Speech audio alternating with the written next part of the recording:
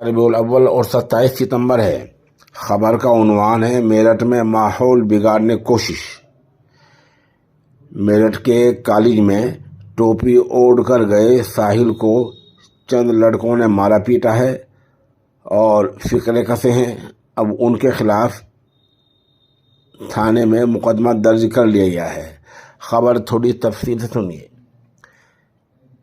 لیساڑی get Meerut کے ذاکر colony میں رہنے والی الفشاں دختر انصاف علی میرٹھ کے NAS کالج میں BSc کی طالبہ ہے۔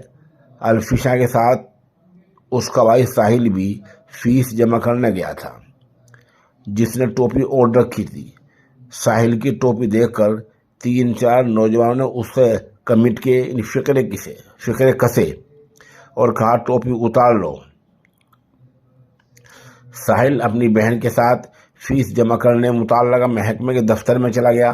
وہاں سے لوٹنے پر پرنسپل کے دفتر کے پاس کھڑے نوجوانوں نے ایک نے اس کو تھپڑ رسید کیا۔ ساحل نے اس کی ویڈیو بنانی شروع کری تو اس